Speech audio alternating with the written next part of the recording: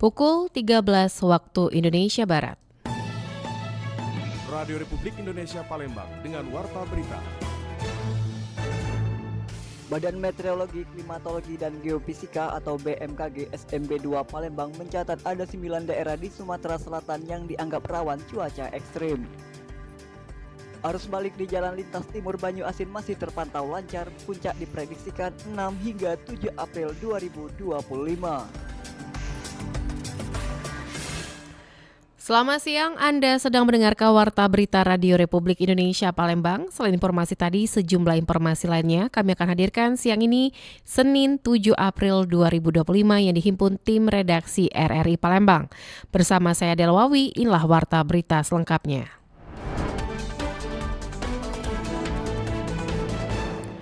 Badan Meteorologi, Klimatologi, dan Geofisika SMB 2 Palembang mencatat ada 9 daerah di Sumatera Selatan yang dianggap rawan cuaca ekstrim. Badan Meteorologi, Klimatologi, dan Geofisika atau BMKG Sultan Mahmud Badarudin II Palembang mencatat ada 9 daerah di Sumatera Selatan yang dianggap rawan cuaca ekstrim yang diperkirakan akan berlangsung 3 hingga 10 April 2025. Cuaca ekstrim ini disebabkan oleh angin baratan yang bertiup di wilayah Sumatera Selatan yang meningkatkan kemungkinan terjadinya hujan dengan intensitas ringan hingga lebat. Kepala BMKG SMB 2 Palembang Siswanto menjelaskan beberapa daerah yang dianggap rawan cuaca ekstrim antara lain Musirawas Utara, Musirawas, Lubuk Linggau, Empat Lawang, Pagar Alam, serta beberapa bagian di daerah Muara Enim, Oku Selatan, Oku Timur, dan Palembang. Daerah-daerah ini berpotensi mengalami hujan deras serta angin kencang yang bisa menyebabkan kerusakan. Kawasan yang ada di wilayah Sumatera Selatan yang perlu diwaspadai salah satunya itu tadi yang kami sebutkan yang berada di kawasan sebelah barat Sumatera Selatan ya, yang berada di dataran tinggi. Yang pertama itu berada di Musirawas Utara, kemudian Musirawas, kemudian Lubuk Linggau, Empat Lawang, Pagar Alam, kemudian sebagian Muara Enim, Oku Selatan,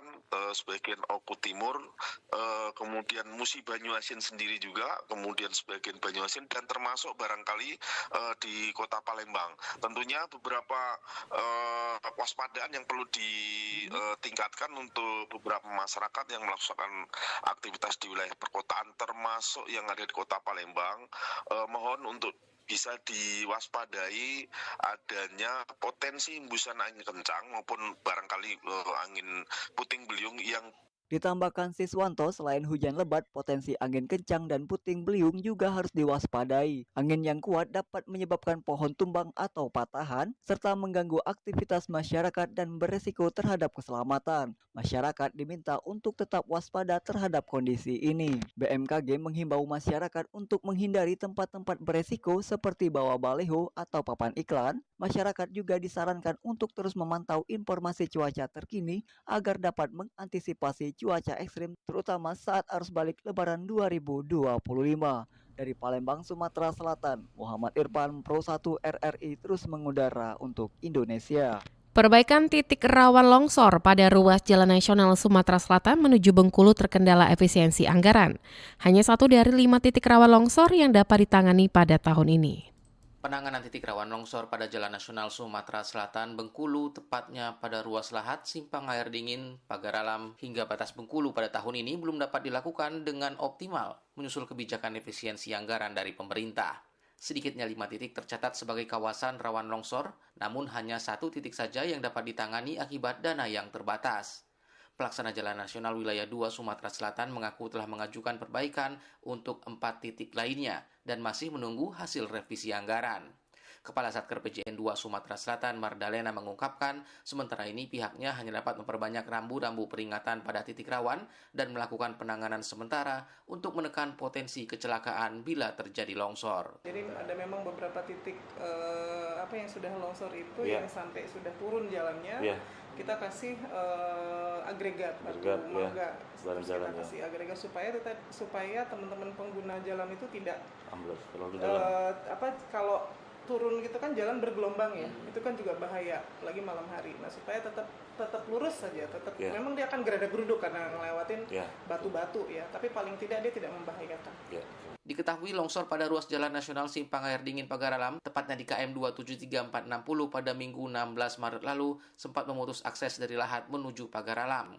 Pada masa arus balik ini, pengguna jalan diimbau untuk mewaspadai 4 titik rawan longsor lainnya, masing-masing di KM 230100, KM 229980, KM 224750, dan Liku Endikat STA 5500. Rian Apridani melaporkan.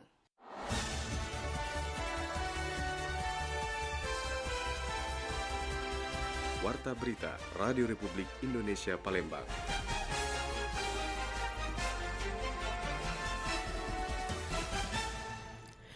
Arus balik Lebaran membawa dampak positif bagi perekonomian lokal. Di Palembang, sentra pempek kawasan 26 Ilir mengalami lonjakan pengunjung. Ribuan pemudik dari berbagai daerah memadati kawasan tersebut untuk membeli oleh-oleh khas Palembang. Rina, pedagang pempek di 26 Ilir, mengatakan sejak pagi transaksi berlangsung padat.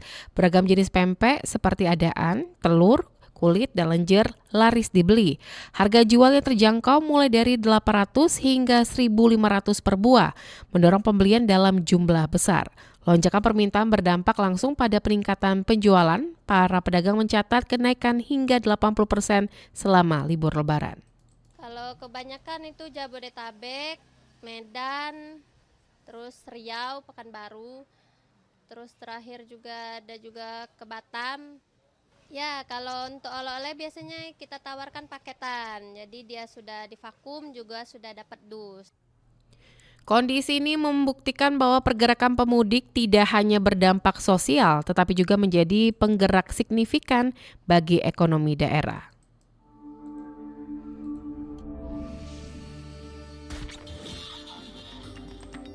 Berita daerah Radio Republik Indonesia Palembang.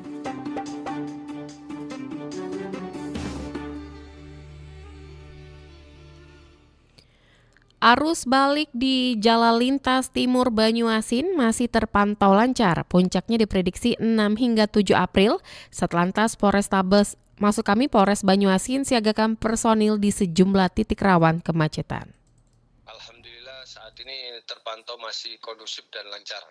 Memasuki masa puncak arus balik Lebaran 2025, situasi lalu lintas di jalur lintas timur atau Jalintim Sumatera, khususnya wilayah Kabupaten Banyuasin terpantau masih lancar dan kondusif. Hal tersebut disampaikan langsung oleh Kasat Lantas Polres Banyuasin AKP Suwandi pada Senin 7 April 2025. Ia menyebutkan puncak arus balik diprediksi terjadi pada tanggal 6 dan 7 April 2025. Untuk mengantisipasi lonjakan kendaraan, jajaran Satlantas Polres Banyuasin telah menyiagakan personel di titik-titik rawan kemacetan. AKP Suwandi juga mengungkapkan 2 titik rawan kemacetan, yaitu di kawasan Simpang Talang Kelapa hingga Simpang Betung. Menurutnya, penyempitan jalur dari 4 menjadi 2 lajur menjadi penyebab utama kemacetan di kawasan tersebut. Kalau kita petakan dari mulai Simpang Y Talang Kelapa sampai dengan Simpang Y Betung, itu ada 2 titik itu yang menjadi krusial terjadi kemacetan karena arusnya yang dari Palembang itu 4 jalur, kemudian masuk ke Simpang Y menjadi 2 jalur. Itu yang menyebabkan penyempitan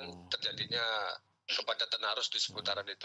Ya, termasuk di Betung itu Simpang Y juga karena aktivitas pasar dan masyarakat yang banyak. Di situ juga tanjakan dan tikungan. Untuk itu, dirinya mengimbau para pemudik agar tetap waspada, mematuhi aturan lalu lintas, dan menghindari jam-jam padat jika memungkinkan. Dari Banyuasin, Muhammad Maulana, Pro 1 RRI terus mengudara untuk Indonesia. Momen libur Lebaran 2025 membawa berkah tersendiri bagi para pedagang alpukat dan gula batok di Lubuk Linggau, Sumatera Selatan. Mereka mengaku lonjakan pembeli dapat meningkat hingga 3 kali lipat dibanding hari biasanya.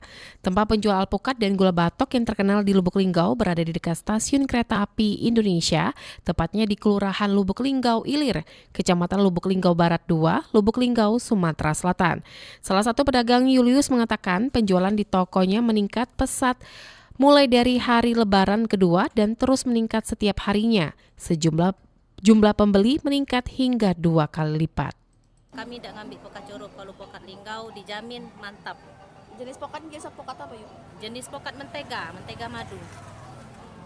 Kalau peningkatannya tuh alhamdulillah, pokat penjualannya tuh pembelinya semakin itu, apalagi pokat masak kan 10% sampai 20% itu kan, pokoknya meningkat lah.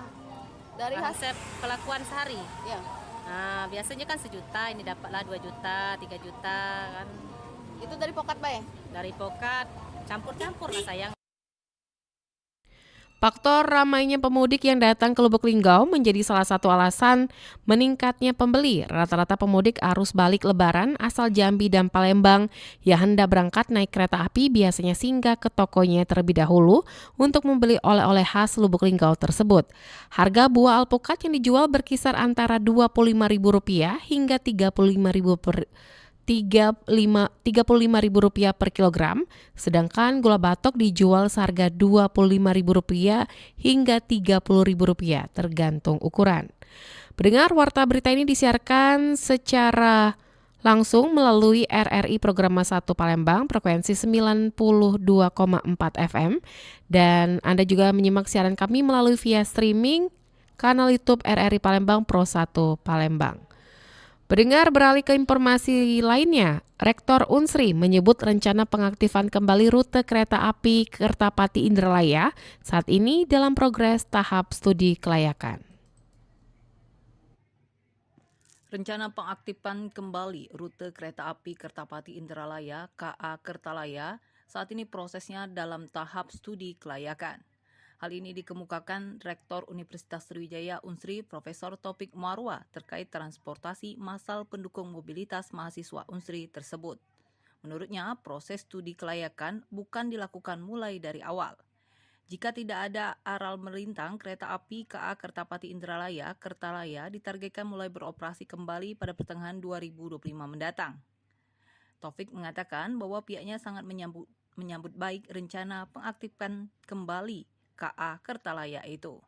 Apalagi pemerintah Provinsi Sumatera Selatan, Ditjen Perkeretaapian Kemenhub dan juga PT Kereta Api Indonesia KAI siap mendukung operasional KA Kertalaya.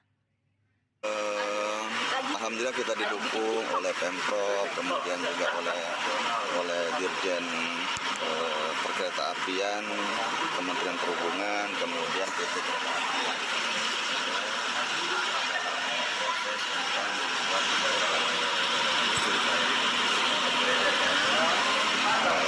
Bukan buat dari awal, studi kelayakan kan sudah dibuat waktu